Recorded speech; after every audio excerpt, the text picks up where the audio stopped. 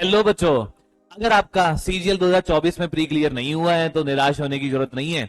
SSC ने 2025 का भी कैलेंडर जारी कर दिया है और इस बार अप्रैल मई से लेकर दिसंबर तक लगातार एग्जाम है बच्चों। तो अगर आपकी कट ऑफ क्लियर नहीं हुई थी लास्ट एग्जाम की, तो आप इस 6 महीने में अपनी तैयारी को रक्षा करिए ताकि ये जो एग्जाम आने वाले हैं इनमें आप अपनी एक जॉब पक्की कर पाए।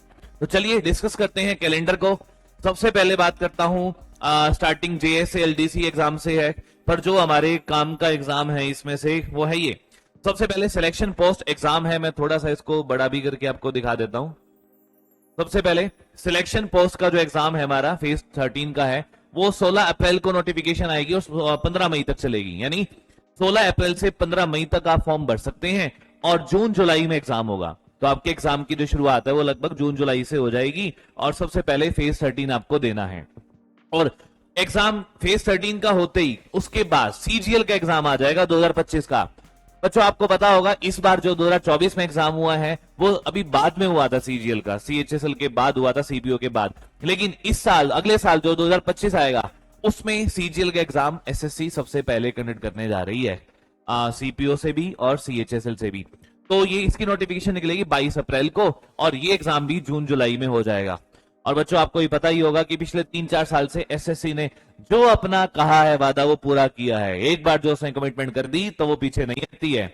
इस बार भी एग्जाम जो है टाइम पे होंगे, तो अपनी तैयारी को इसी तरीके से करना है कि जून जुलाई तक आपके नंबर 170 तक पहुंचने शुरू है। बच्चों आप देखें, आपने देखा होगा ना कट ऑफ अभी 153 गई है।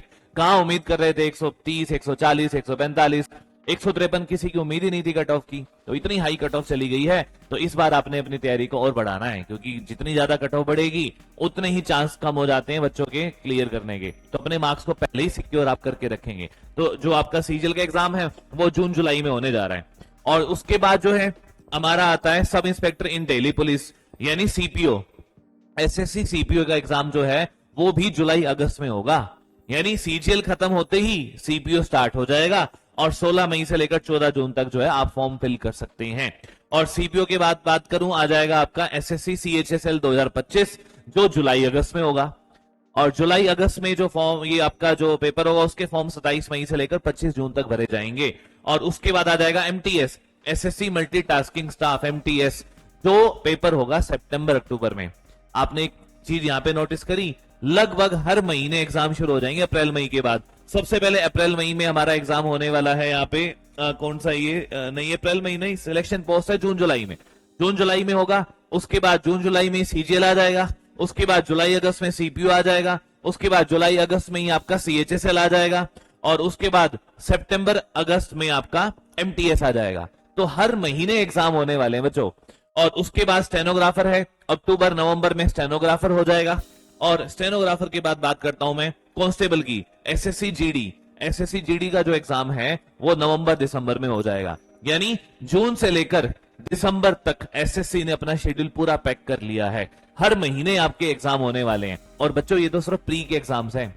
अभी जब इनका प्री क्लियर होगा उसके बाद मींस शुरू होंगे, तो मींस के एग्जाम बीच में आते रहेंगे। तो ये जो अभी आपके सामने मैंने जितने भी एग्जाम बताए ये सिर्फ प्री के लिए हैं। तो आपने अपनी तैयारी इस तरीके से करनी है और कि अगले 6 महीने में आपके नंबर, मैंने कहा 170 का टारगेट बनाना है।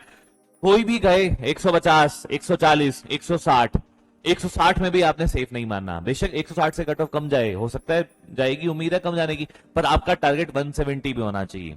आपको अर्जुन की तरह 170 मार्क्स दिखने चाहिए, उससे नीचे से समझौता नहीं करेंगे। क्योंकि जितने मार्क्स आपके प्री में ज्यादा होंगे उतना ही कॉन्फिडेंस आपको मेंस में भी आने वाला है। ठीक है, तो ये अपना जो शेड्यूल है एसएससी ने जारी कर दिया है और हर बार की तरह एसएससी इस बार भी अपने शेड्यूल को पूरा फॉलो करने जा रही है। तो जो जून जुलाई से एग्जाम शुरू होने वाले हैं उसके लिए लगभग 6-7 महीने का समय है। इस 6-7 महीने का सदुपयोग आपने पूरा अच्छे से करना है। और अभी जो रिजल्ट आया है उसमें हमारे वेडिगन के बच्चे हैं उनका प्री क्लियर हुआ है और उनके लिए मेंस के लिए हम स्ट्रेटेजी डिस्कस करके उनको मेंस के शेड्यूल में हमने डाल भी दिया है। वैसे ही आप में से अगर किसी बच्चे का जो सीजीएल प्री क्लियर हुआ है 2024 का, उसको बहुत शुभकामनाएं। और इतनी हाई कट ऑफ पार करने के लिए तो भाई पार्टी तो बनती है, लेकिन जल्दी ही आपने मेंस के मोड में आ जाना है। तो क्योंकि मेंस में भी ज्यादा समय नहीं है, तो मेंस की तैयारी करते रहिए। और जिनका क्लियर नहीं हुआ है वो निराश ना हो, 2025 कैलेंडर आपके सामने है, तैयारी में अभी से जुट जाइए। तो चलिए मिलते हैं नेक्स्ट वीडियो में, तब तक के लिए बाय बाय।